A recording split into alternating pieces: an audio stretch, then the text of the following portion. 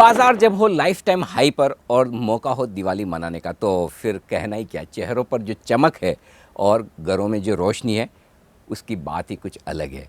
बड़े लंबे समय बाद एक ऐसी दिवाली बाजार मना रहा है जो कि वाकई में बाजार हर साल मनाना चाहता है और हर साल की परंपरा को निभाते हुए आज हम दिवाली के इस खास मौके पर आपकी मुलाकात फिर उन खास मेहमानों से करवाएंगे जो हर साल दिवाली के पहले आपको एक डायरेक्शन, एक दिशा और एक गाइडेंस देते हैं कि बाज़ार अगले एक साल, अगले 3-5 साल तक कैसा रहेगा। तो आइए स्वागत करते हैं हमारे खास मेहमानों का। बाज़ार के जाने माने एक्सपर्ट विक्रम कोटक साहब हमारे साथ कार्यक्रम में हो रहे हैं शामिल, एस लैंड्सडाउन के पार्टनर, और साथ ही हमारे साथ हैं वाइट ऑक कैपिटल्स के एमडी सीईओ आशीष सोमैया साहब, और हमारे साथ कार्यक्रम में शामिल हो रहे हैं बाज़ार के एक और जाने माने दिग्गज बसंत माहेश्वरी साहब, जो बसंत माहेश्वरी वेल्थ एडवाइजर्स के आप फाउंडर भी हैं। आप सबका स्वागत है। आप सबको दिवाली की बहुत बहुत शुभकामनाएं। और शुरुआत बसंत जी आपके साथ करते हैं। आमतौर पर आप जब भी बात करते हैं तो पूरे दिल से और इमोशन से करते हैं, राइट? इस वक्त आपके इमोशंस कैसे हैं? इमोशन दिवाली को लेकर तो अच्छे हैं, लेकिन बाजार को लेकर ये है कि जैसे बोलते हैं ना, ये कौन सा राउंड चल रहा है हमारे डिनर का। 7 कोर्स मील में हम बैठे हैं, ये 5वां है, 6ठा है, 4था है, 7वां है, पता नहीं है जो भी है, लेकिन ये तो रात और दिन में चलता रहेगा, क्या है इसमें। बट जो हिसाब से बाजार चल रहा है बहुत बड़ा यहाँ पे कोई लगता नहीं है कि आप रिटर्न बनाएंगे, लेकिन कोई जो बोलते हैं ना कि वो क्रिस गेल वाला छक्का अभी लगने वाली कोई बॉल लगती नहीं है, कोई आएगी ऐसा। ओके, लेकिन कम से कम ये कह सकते हैं आशीष जी कि मतलब ऐसा डर, ऐसा मतलब लाइफ टाइम हाइपर यूफोरिया और ऐसा कि बस बिना सिग्नल दिए, वो जैसे होता है ना कि बिना सिग्नल दिए यू टर्न ले लें, वैसा तो नहीं है ना मामला? नहीं, मुझे ऐसा लग रहा है कि माहौल काफ़ी बहुत सालों बाद ऐसा लग रहा है कि सारे स्टार्स अलाइन हुए हैं और इसलिए मैं सहमत हूँ आपसे कि ऐसा कोई सडन यू टर्न मारने वाला तो कोई कारण नज़र नहीं आता है। इनफैक्ट ऐसा लग रहा है कि देखिए एक्चुअली क्या है कि कोविड के पहले और कोविड के बाद का माहौल बहुत चेंज हो गया है। मैं आपको एक सिंपल एग्जांपल देता हूँ। कोविड के पहले का बजट अगर आप याद करेंगे तो 4% जीडीपी ग्रोथ और 3.6% की डेफिसिट थी, और हमारे पे सबसे बड़ी तलवार क्या थी? सोवरेन डाउनग्रेड हो जाएगा। तो वेस्टर्न वर्ल्ड तेजी में था और हम मंदी में थे। करेक्ट। तो इससे हम लोग एक बहुत बुरे सिचुएशन में फंस गए। कोविड, मेरे ख्याल में कोविड ऐसा है कि ऐसी एक रेस है जिसको आप हार रहे हैं और कोई आपको बोल दे कि नहीं अच्छा रुको फिर से स्टार्ट करते हैं। तो कोविड के बाद ये हो गया कि पूरे वर्ल्ड की सारी इकोनॉमीज जो है वो सारी की सारी रिसेशन में चली गई। अब आप देखिए 7.5 से 7.25% डेफिसिट हमने बोला, लेकिन हमको लोग पैसा दे रहे हैं, कोई सोवरेन डाउनग्रेड की बात नहीं कर रहा है। करेक्ट। तो पूरे दुनिया भर का माहौल ऐसा हो गया है जो हमको सपोर्ट करने के लिए अब थोड़ा एनवायरनमेंट इम्प्रूव हो गया। ऐसे ऐसा लग रहा है कि बहुत सालों बाद सब अलाइन हुआ है एक साथ। तो मतलब वैसे सारा मूड माहौल ठीक है। विक्रम सर, इस वक्त आप बुलिश है, बेरिश है या न्यूट्रल? पहले तो अनिल जी ये पता ही नहीं था कि ये 18-19 हज़ार की इंडेक्स आ सकती है, तो it is actually beyond imagination most of people who stayed in market for last 25 years. और एक क्लियर है यहाँ से कि जो बड़ा पॉजिटिव कल्ट है, जैसे आशीष और बसंत जी ने बताया कि जो रिटेल का कल्ट है इंडिया में, जो इक्विटी से बहुत दूर भागता था, जो एसआईपी में पैसे डालता था पर इतनी साइज नहीं थी, ये आप देखो तो कल्ट बड़ा ट्रांसफॉर्मिंग चेंज हुआ है। जैसे $1.5 बिलियन का एसआईपी अगर आप महीने का पकड़ो जो कंसिस्टेंटली हो रहा है, which is equal to FI flows in India in a monthly in a good times. So ये बहुत बड़ा पॉजिटिव है। दूसरा, जैसे सॉवरेन रेटिंग का जो डर था वो नहीं है। तीसरा, रिटेल पूरी तरह से छाया हुआ है मार्केट में। वो साउथ कोरिया वाला पॉइंट याद आता है कि रिटेल जब लेते हैं तो मार्केट ऊपर जाता है, घोरे जब बेचते हैं तो मार्केट ऊपर जाता है। तो वो हालत हो गई। और चौथा, अगर आप इसका आईपीओ देखो जोमेटो का, कि 27% एप्लीकेशन 25 साल के बिलो लोगों ने की, वो भी ऐप के थ्रू। तो ये सारा जो कल्ट है, सेविंग्स का कल्ट, जो रियल एस्टेट या कैश या एफडी से बाहर निकल के या गोल्ड से बाहर निकल के इक्विटी में आ रहा है, ये बहुत ही ज़्यादा पॉजिटिव है। This is very positive. But जो नेगेटिव एरिया है वो एक वैल्यूएशन बहुत ही इंपॉर्टेंट है। दूसरा क्या होता है कि मार्केट जितनी ऊपर जाती है उतनी वोलेटिलिटी और वैल्यूएशन जब ऊपर होता है तो ये थोड़ा सा डेंजरस टाइम होता है। और सबसे बड़ा इंपॉर्टेंट पॉइंट है कि दुनिया में जिस तरह से कोविड से रिटर्न हुआ है दुनिया, और विदाउट क्रिएटिंग कैपेसिटी, उसकी वजह से मुझे लगता है कि इन्फ्लेशन जो एक एरिया है वो शायद मेरे मैक्रो पॉइंट ऑफ व्यू से शायद 2022 का सेंटर थीम बना रहेगा। तो 2022 का अगर आप मुझे सेंटर थीम पूछो तो इन्फ्लेशन रहेगा, बिकॉज आप कोई भी कमोडिटी उठा लो, कोई भी शिपिंग रेट उठा लो, एनर्जी कॉस्ट उठा लो, फूड कॉस्ट उठा लो, सब तरह की कॉस्ट वन वे ऊपर जा रही है और दिस इज बिटवीन 50 to 200%। सो ये सारा ऑब्जॉर्व करना, उस पर अर्निंग्स ग्रोथ लाना, एक थोड़ा आई कैन से थोड़ा वोलाटाइल ईयर रहेगा एक अगला साल, और मुझे लग रहा है कि मार्केट में पैसा नहीं बनेगा नेट।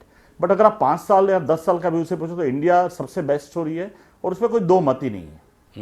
5 से 10 साल के लिए स्टोरी बड़ी मजबूत है, लेकिन दिवाली के मौके पर तो दिवाली की बात करनी मैं उसके लिए भी आऊँगा, लेकिन आपने रिटेल की बात की और रिटेल की पल्स बसंत जी आपसे बढ़िया कोई नहीं जानता।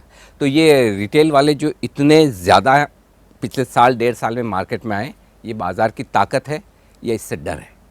नहीं, ताकत जब तक है जब तक इनके पास पैसे हैं न और लगाने को। जिस दिन इनके पैसे खत्म हो जाएंगे और जिस दिन बाजार होंगे क्या, लेकिन पैसे खत्म नहीं होते हैं। जब भाव गिरता है तो किसी के पास पैसे नहीं होते हैं, तब जब मन भाव नहीं बढ़ता होता। है तो सबके पास पैसे आ जाते हैं। Right. आप अगर देखिए कौन से स्टॉक अच्छे चल रहे हैं, रिकमेंडेशन कुछ नहीं है।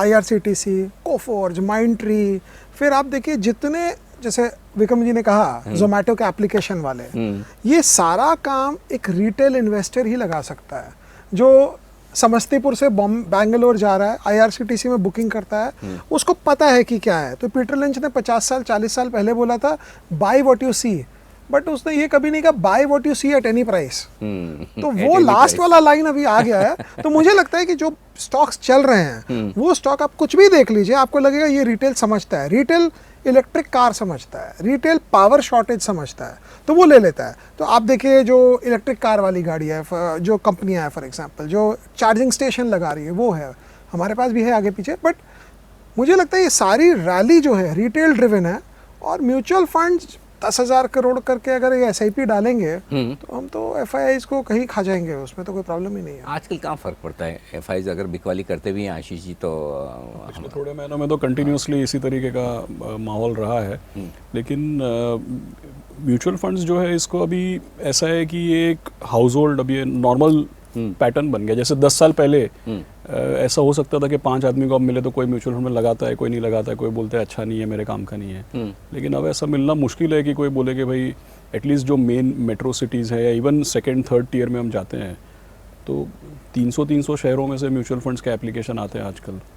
एक NFO में 400-500 शहर और सिटीज़ और टाउन से एप्लीकेशन आते हैं। इतना पेनिट्रेशन हो रहा है, बहुत स्प्रेड हो गया है, बहुत स्प्रेड। जैसे अभी रिसेंटली एक बहुत बड़ा NFO आया था, उन्होंने बताया कि करीब हर पिन कोड से एप्लीकेशन आना शुरू हो गए। तो इस तरीके का ये तो मैं भी सेंस कर सकता हूँ कि पिछले साल 1.5 साल में हम हिंदुस्तान में कहीं भी जाते हैं तो जो 15 साल से काम किया उसमें लोगों ने नहीं पहचाना जितना 15 महीने के काम में पहचानने लगे। कहीं भी जाओ आप तो हाँ जानते हैं कि बिजनेस टेलीविज़न है और वहाँ पर ये चैनल्स हैं।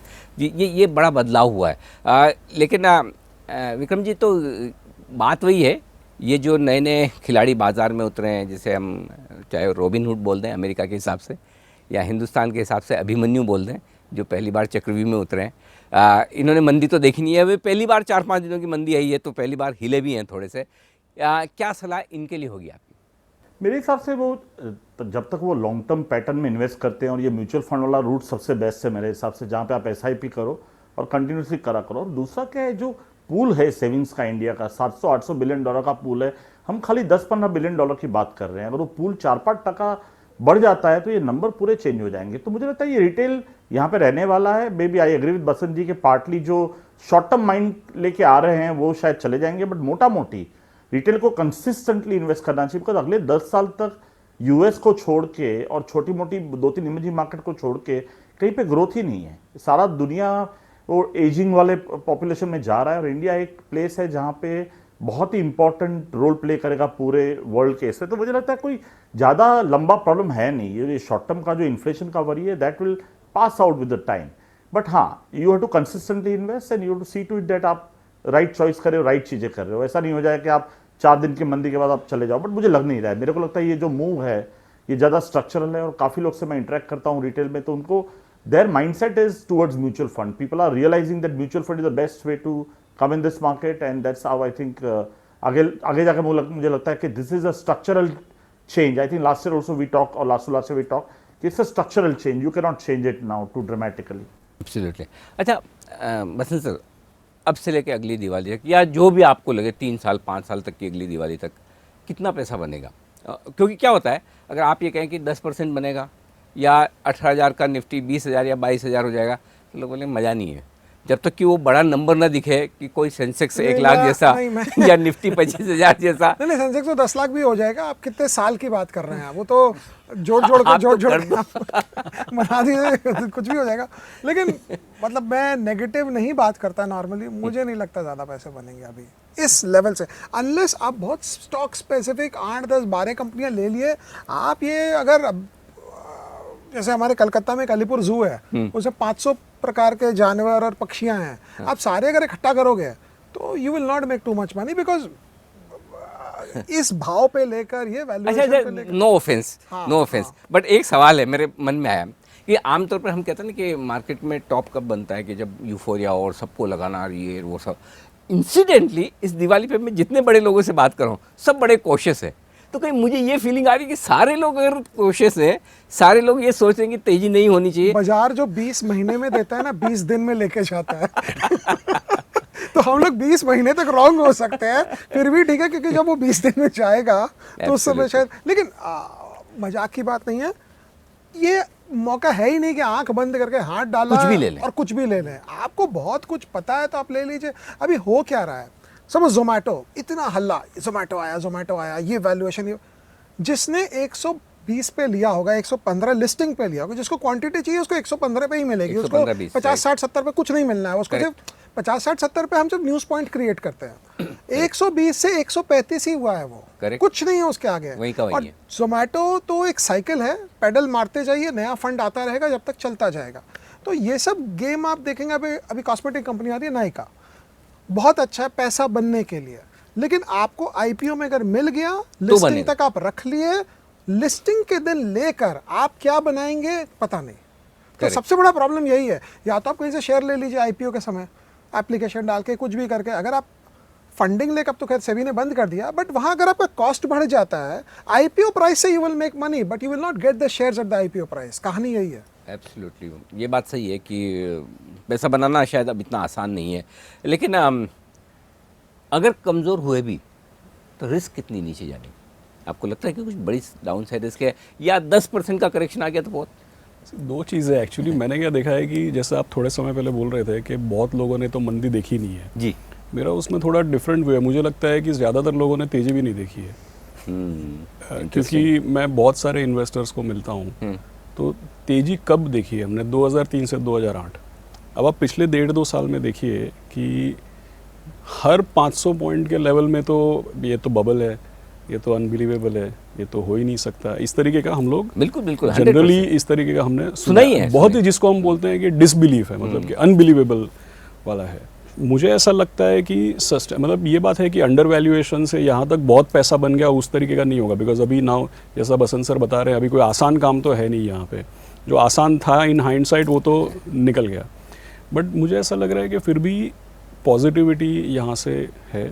और आपके सवाल पे शायद मैं लंबा आंसर दिया, लेकिन मुझे नहीं लगता है कि एट एनी लेवल 10% से ज़्यादा बिग स्टॉक्स में आ सकता है। नहीं, आशीष जी ने सही कहा।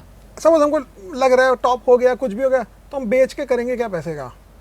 मेरे ख्याल से जीना यहाँ मरना यहाँ वाला कंसेप्ट रखना चाहिए। घटेंगे तो घटेंगे, दुख कर लेंगे, सोच लेंगे ऊपर बेचना था, नहीं करते हैं, तकलीफ होगी, लेकिन लगे रहना चाहिए। अच्छा, अगली दिवाली पे यहाँ से ऊपर तो होंगे ना सेंसेक्स निफ्टी? वो तो जेनेट एलन को पता होगा वो मेन स्विच वहाँ है, अगर उन्होंने मेन स्विच नीचे कर दिया तो पूरी दुनिया में लोड शेडिंग हो जाती है। मतलब ये, लेकिन मुझे 1 मिनट आपका लूंगा जी। मुझे नहीं लगता है जब तक कोविड 0 के लगभग नहीं होगा इंटरेस्ट रेट्स बढ़ाए जाएंगे। बिकॉज अगर आप इंटरेस्ट रेट बढ़ा दिए और वहाँ कोविड आ गया, फिर आप क्या वापस घटाएंगे? तो ये जो गेम है, और एवरी ईयर दुनिया में डेट ही डेट आए जा रहा है। तो समझिए आप एक कंपनी चला रहे हैं, आप क्या अपनी एम्प्लॉय की सैलरी हर साल बढ़ाएंगे, आपकी कमाई हो या नहीं हो? तो गवर्नमेंट जब इतना डेट लेती है, government would like to go into negative interest rate territory, कि तुम मुझे पैसे भी दो और हम कुछ काट के ही तुमको लास्ट में 100 साल बाद देंगे, जो डेनमार्क में हो रहा है या कहीं हो रही है। मुझे लग रहा है स्लोली और साइलेंटली, नोइंगली या अननोइंगली पूरी दुनिया नेगेटिव इंटरेस्ट रेट्स की तरफ धीरे धीरे चली जाएगी अगले 10-15 साल में। बिकॉज इतना डेट है, डेट को आप चुकाएंगे कैसे? नेगेटिव इंटरेस्ट रेट्स कर दीजिए, 300-200-300 साल में अपने आप को पैसे खत्म हो जाएंगे। तो मुझे लगता है वो ठीक है, इंटरेस्ट रेट एक बार बढ़ गए घट गए दूसरी बात है, बट हमारी तेजी का जो रियल मेन स्विच मीटर है वो अमेरिका में है। विक्रम जी, आपको लगता है अगले साल ऊपर होंगे यहाँ से? आई थिंक वो बड़ा मुश्किल है Anil ji, but I think 10% plus minus की पकड़ के चलिए। बहुत ज़्यादा जो 2 साल का जो रिटर्न बना है अपना 2.25 गुना जो पैसा हुआ है कोविड से इंडेक्स में, वो तो चांस ही नहीं है। क्योंकि आप एक सबसे बड़ा पॉइंट देखिए, ये क्वार्टर में पहली बार सारी कंपनियों ने, पेंट कंपनियों का रिजल्ट देख लीजिए, सीमेंट का देख लीजिए, आईटी का देख लीजिए, केमिकल देख लीजिए और कंज्यूमर ड्यूरेबल देख लीजिए, सबके मार्जिन पे बहुत बड़ा प्रेशर है and they are not able to fully pass on. ये सबसे बड़ा पॉइंट है। दूसरा, दुनिया में क्या है, चाइना यूएस काम नहीं करेगा, इंडिया चाइना ये नहीं करेगा, तो जो बाउंड्रीज बनी है उसकी वजह से ये सब जो कमोडिटीज में इन्फ्लेशन दिख रहा है या फ्रेट रेट में inflation, because you are not dealing cohesively with other countries. So ये सारा जो झमेला है, मामला है, this is likely to stay here. दूसरा क्या है कि winter also is very intensified और कैपेसिटी आई नहीं है ऑयल में, तो ऑयल अगर $15-20 और बढ़ गया तो दुनिया के लिए ये can be a bigger risk in short term.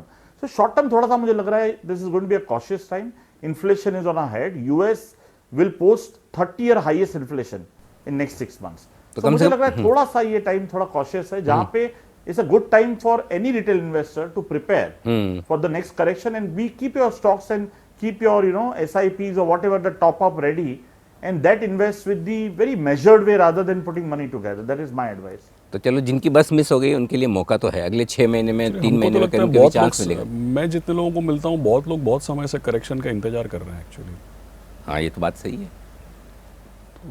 और आएगा तो ले भी नहीं पाएंगे, ये भी फैक्ट है। मतलब अगर सीरियस नीचे करेक्शन तो कोई नहीं लेता, नीचे कोई नहीं लेता, ऊपर ही लेता एक्चुअली भाई, मैं भी नहीं लेता नीचे, ऊपर लेके फंसते हैं, फिर सोचते हैं गलती कर दिया, लेकिन ऐसे ही चलती है कहानी। ऐसे ही चलती है। अच्छा, लेकिन अब जब वाकई में थोड़ा कॉशियस माहौल है तो फिर सेलेक्टिव होना ही पड़ेगा आपको खरीदने के लिए। तो खरीदारी की शुरुआत कहाँ से करनी, ये समझना ज़रूरी है। और विक्रम जी से बढ़िया कौन बताएगा, आप स्टॉक पिकिंग में बड़ी ज़बरदस्त महारत है, स्पेशली वो ढूंढ कर हिडन जेम्स, मिड कैप और स्मॉल कैप शेयर आप लेकर भी आते हैं। क्या खरीदना पसंद करेंगे इस वक्त? आप क्या थीम सेक्टर्स आपको पसंद है? मुझे अगर लार्ज कैप ओरिएंटेशन हो तो आईटी सर्विसेज अभी भी स्ट्रक्चरल बुल रन में है। डिजिटल, क्लाउड, ये सब यहाँ रहने वाला है, कॉस्ट कटिंग यहाँ होने वाली है। अगर आप खाली एक सर्वे करें तो अमेरिका का जो मार्केट कैप है यूएस का, उसमें 28% मार्केट कैप डिजिटल कंपनी का है। इंडिया में सिर्फ वो 1% के नीचे है। तो इतनी बड़ी अपॉर्चुनिटी आईटी सेक्टर की अभी भी बाकी है। शॉर्ट टर्म मुझे पता नहीं है क्योंकि कॉस्ट राइज हो रही है एम्प्लॉय के, बट मुझे तो आईटी सेक्टर यहाँ से भी 3-4-5 साल के हिसाब से बहुत अच्छा रहेगा। एक सेक्टर जो ज़्यादा चला नहीं है पिछले 15-20 सालों में इंडिया में, वो है केपेक्स। सो मुझे लग रहा है केपेक्स का एक टाइम आ गया, बिकॉज कैपेसिटी है नहीं कहीं पे। आप टेक्सटाइल देख लो, आप कोई भी सेक्टर, सब कैपेसिटी फुल पे चल रहे हैं, 90% ऑफ द इंडस्ट्री।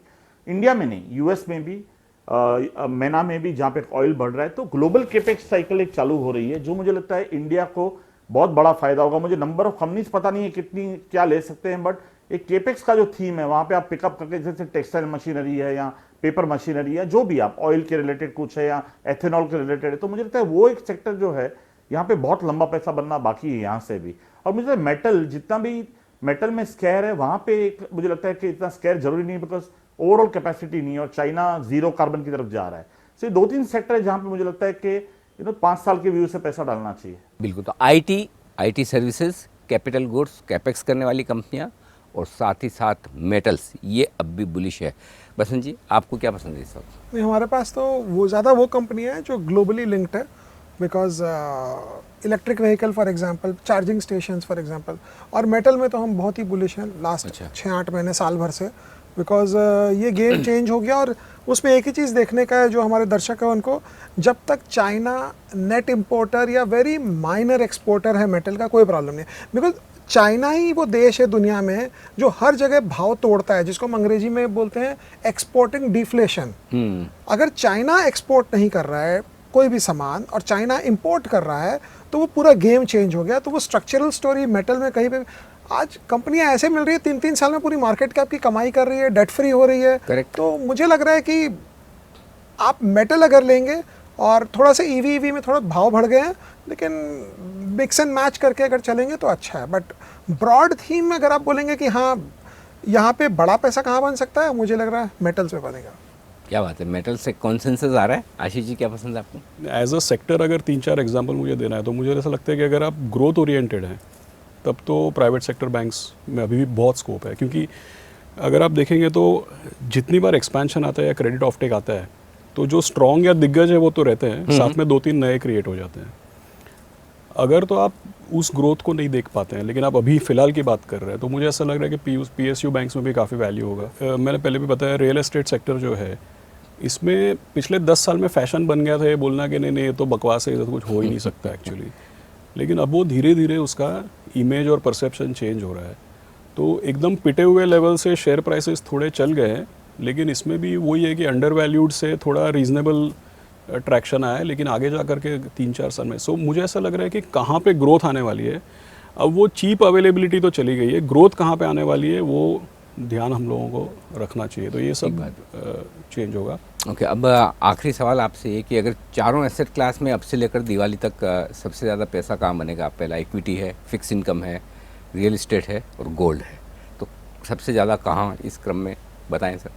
आप हम मुझसे पूछ रहे हैं, मैं तो 100% इक्विटी में रहता हूँ, इक्विटी में ही रहेंगे, घटेगा बढ़ेगा यही करेंगे। नंबर 2, 3, 4 कुछ है ही नहीं, ओनली इक्विटी? नहीं, इक्विटी ही है हमारे पास सिर्फ। गजब, क्या बात। Vikram ji? Real estate equity. Last year, I think almost we were same, Ashish and me, that real estate and equity will do well. Okay. And even the physical real estate will also do very well going forward. Ashish ji? तो मुझे लग रहा है कि real estate में भी बहुत asset classes होते हैं। जैसे आप देखिए अभी रेजिडेंशियल में थोड़ा पिकअप है। कई लोग बोलते हैं कि फिक्स्ड इनकम के यील्ड बहुत कम है, लेकिन आप देखिए real estate investment trust, commercial real estate, ये सब में क्या हो रहा है। मेरे ख्याल में जिस बिल्डिंग में बैठे हैं वहाँ पे रियल एस्टेट कमर्शियल का यील्ड 7.5 से 8% होगा आज के तारीख में। तो काफ़ी मुझे लग रहा है बहुत कुछ चेंज होगा इसमें। अच्छा, एक आखिरी सवाल जाने से लाइटर नोट पे, दिवाली पर मुहूर्त ट्रेडिंग के दिन खरीदना है कि बेचना है? खरीदना। खरीद, वाह। मुहूर्त में तो सर इमोशन भी होता है, तो खरीदने का बात खरीदना है। विक्रम जी? इमोशनली खरीदना है, मेंटली बेचना है। चलिए, बड़ा इंटरेस्टिंग रहा इस बार का दिवाली का डिस्कशन, क्योंकि आमतौर पर जब मूड माहौल ख़राब होता है तो आप बड़े पॉजिटिवली और बड़े स्ट्रांगली कहते हैं कि वक्त पैसा लगाइए इस दिवाली पर, अगली दिवाली पर आपको बड़े पैसे बनेंगे। लेकिन इस बार हमारे सारे एक्सपर्ट्स कह ही रहे हैं कि इस दिवाली पर थोड़ा सावधान रहिए, थोड़ा, शायद अगली दिवाली के पहले बाज़ार एक मौका देगा और उस मौके की आपकी तैयारी होनी चाहिए। अच्छे शेयरों की लिस्ट बना कर रखें, पैसे भी जेब में रखें, और जब वो मौका आए तब डरें और घबराएं नहीं, ताकि फिर से अगली दिवाली भी और आने वाली कई और दिवाली आपके लिए बहुत ही बेहतरीन और समृद्ध दिवाली हो। बहुत बहुत धन्यवाद विक्रम जी, बसंत जी और आशीष सर, आप सबका इस दिवाली के खास शो में हमारा साथ देने के लिए, और आप सबका भी बहुत बहुत धन्यवाद। बने रहिए हमारे साथ जी बिजनेस पर। नमस्कार।